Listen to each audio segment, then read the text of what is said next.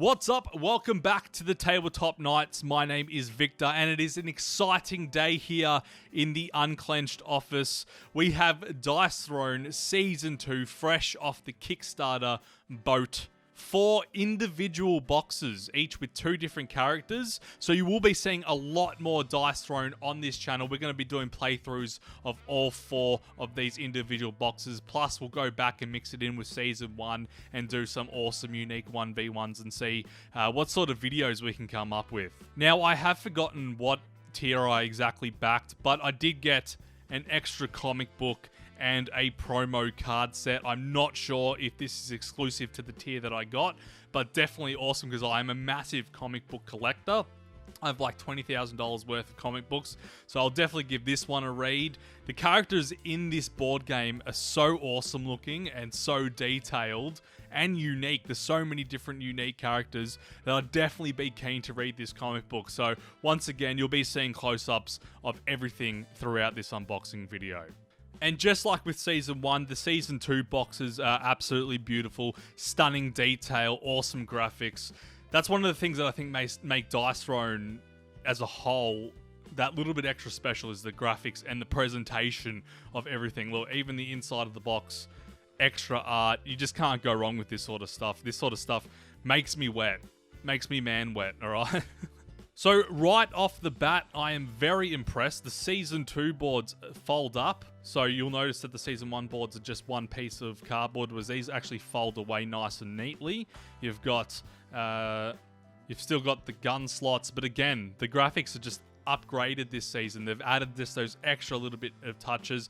Each attack or ability has now a graphic with it too, which I think is absolutely awesome. Just again, more detail. The more detail they put into this game, the more I love it, to be honest. Now, you obviously get your player ability board as well. So the Gunslinger has evasive reload, which is if a player concludes their offensive roll phase with an attack, they may spend this token. If spent, roll 1 dice and add half the value as damage rounded up.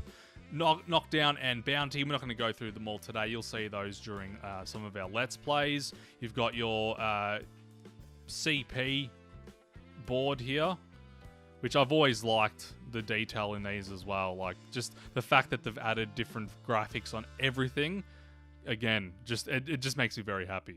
The health wheel, this one's actually really good. Some of them in the past have been a little bit stiff, but this one, they've left like a 2-3 millimeter gap in between the different wheels. So now it spins quite easy, which is a huge bonus. Not that it really ever bothered me to begin with, but it's just something that I thought, since it's an unboxing video, I would mention. The dice are awesome, as always. Probably one of the best things about this game are the dice. I don't think I have dice as cool as this in any other board game that I own. So the dice, and again, they're unique to the character as well, so that's very important, very special. So once again, they've upgraded the cards a little bit, same sort of feel, but more graphics. So again, each ability now has its own unique look, whereas before they were just different colors. So they've put a lot of detail into this, a lot of detail, and I wasn't expecting it, to be honest. I sort of, once I back a campaign, I don't really follow it too much. I just wait for it to be released, and it's a big surprise. So yeah, they've added a lot of detail, and I'm very, very happy with it. It packs down really neatly, just like in Season 1. Season 1 had a big box that you could fit all the tokens and stuff back away, and Season 2 is no different. Very easy to put away, pack back down, and no mess at the end of it all. And then obviously you have your token sheet. This is going to be for both characters. Once these punch out, you then put them in the pack. There's a little slot for them. And again, it's just all these little bits and pieces make Dice Throne that little bit more special, I reckon. And then obviously you've got your rules of play for version 2.0, and I'm pretty sure it's a little bit different, so I'm going to have to read through this and see what they've added, but I am looking forward to it. And you can play these Season 2 characters against Season 1. I'm not sure how it works yet, but I know you can do it based off the box, which I'll just quickly read.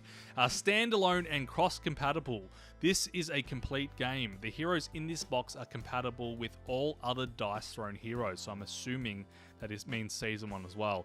Additional heroes required to play with more than 2 players. So you can buy these boxes just by themselves. If you just want the Samurai versus the Gunslinger, you can do that, but obviously for more variety, you would get Season 1 and obviously the other Season 2 boxes. Well, let's keep digging in, shall we?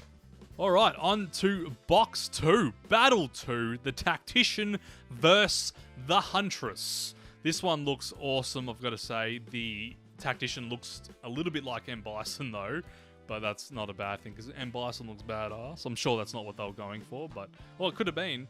So Tactician, so many bits and pieces, I love it. These little boxes for each character are really cool as well. I think that's going to make packing up much easier than it used to be. And even though packing up in Season 1 was already super easy anyway. So, again, that packs it down very easy. The Tactician has Tactical Advantage. Well, a player with these tokens may spend them at any time for a variety of effects like gain 1 CP. If you use 3 tokens, you get to draw 1 card. You use 4 tokens, you gain Protect, which is obviously another one of his abilities. He also has Constrict, Targeted, and Protect, like I already mentioned. Again, the health is awesome, and the dice for the Tactician are sick. The black dice with pink writing, pink and purple writing. That is awesome. That is really cool. And the deck card, you get the same sort of cards in every deck, but with this one here, I'm already seeing Ambush, gain 2 Tactical Advantage, which is the tokens that I mentioned to begin with. So that's cool. Now, I've done a lot of unboxings in my time. This is probably one of the more pleasant ones I've ever had. Probably since Dice Throne Season 1. More tokens. So these are for both characters in the box, the Huntress and the Tactician. So make sure you share them wisely. The Huntress looks cool. The Huntress looks really cool. I do wonder how these boards lie flat though. Yeah, so they're sort of they don't lie very flat, which I'm sure you could sort of bend out of it, but I don't want to break it. So yeah, maybe I'll have to play with that and try to flatten it out a little bit, but they don't sit 100% flat. Probably my only gripe so far, which would be a little bit annoying since when we try to record, we try to make everything look as neat as possible. The Huntress's card looks very complex. So this is probably one of those more complex characters. When there's a lot of writing, that means there's a lot of rules. So, but I do look forward to playing the Huntress. And one of the cool things, I don't really want to spoil this, but I will. There's two dials for one for the combat points and one for the Tiger, I'm assuming, Naira active. So the Huntress gets a little extra bit, plus the health is awesome, and the dice, of course, you would guess, green. Once again, one of the best features of the game are how unique the dice are to every character. Alright, so battle number 3, Cursed Pirate versus the Artificer. I don't know how to pronounce that. It looks like Artificer. I'll put the word on the screen now and you can make your own mind up about that. Maybe someone can spell it phonetically in the comments for me. Again, another versus that I'm looking forward to playing one day. Probably beat the Cursed Pirate if I can. Oh man, these first thing I noticed straight off the bat, these pirate tokens are awesome. These are probably the biggest ones in the game so far. So I wonder, it's like treasure coins. So this one's really, again, they've just added an extra bit of unique to this character. So the Cursed Pirate doesn't fold up like the other ones. It does, but this pirate piece is separate to the rest. So when you actually unfold it, you've got like a skeleton pirate, sort of like the Pirates of the Caribbean when they get cursed. So this is the character, and then that's the character board. So that's awesome. Again, I'm happy I'm unboxing every one of these. I was just going to do one and leave the rest for your imagination, but I'm glad I didn't. Once again, this character looks like it's got a lot of rules to it, a lot of unique abilities. Cursed Doubloon and Power Keg, Wither, and Parlay. Parlay sounds like an interesting one. Yep. These are probably the best dice I've seen so far. And again, they feel good as well. And they're not weak. They're not going to break. Like if you were to stand on one, they're not going to break. I've actually had that happen before. I'm a heavy dude, but like you don't expect dice to break when you stand on them. These ones definitely won't. What a weird issue to have, standing on a dice. That hurt as well when I stood on that dice. Alright, the final box, it's actually probably my favourite one, to be honest.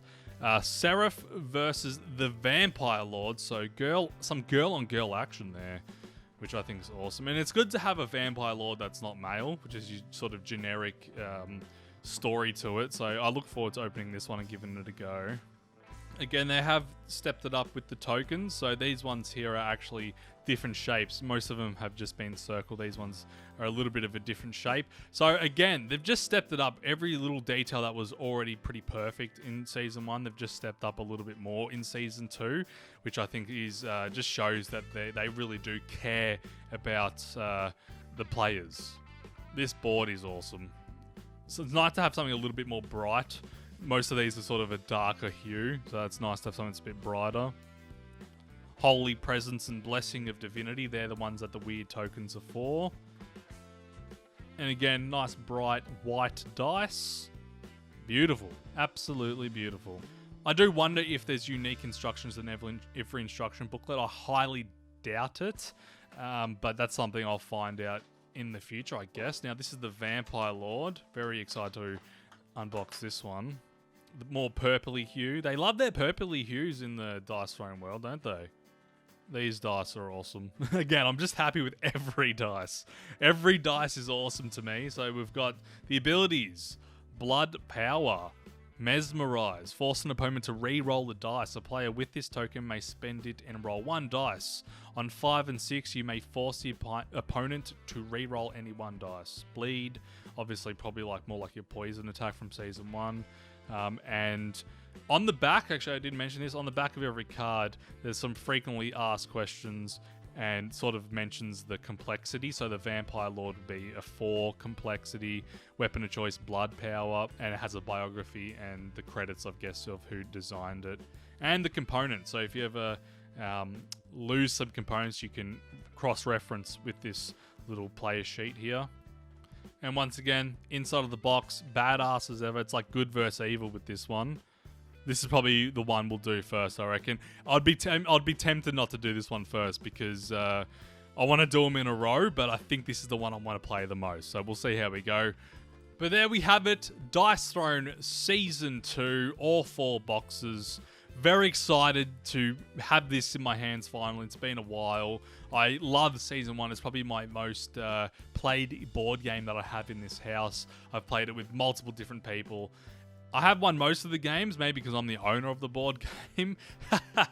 No, but seriously, look forward to Season 2. Make sure you give us a subscribe and like, because we're going to be doing heaps of Dice Throne. If I can schedule it, maybe we'll do an episode weekly for the next few months and just really mix them up and see what sort of trouble we can create. But once again, thank you very much for watching. This has probably been one of the most complex unboxings I've ever done in terms of size and how much there is here. It's very weird to get 4 different boxes, but I guess if you just want to do one, if you want to get one little expansion, you can do that. But I'm happy they have done it like this because I think it sort of gives them, so they're basically what they're saying is Seraph versus the Vampire Lord is an awesome 1v1. They're not saying that Vampire Lord versus the Cursed Pirate isn't a good setup too, but you definitely know 100% that this one is going to be an awesome balanced battle. Anyway, thanks again for watching. I've said that a few times now. Until next time, see ya. I'm coming home.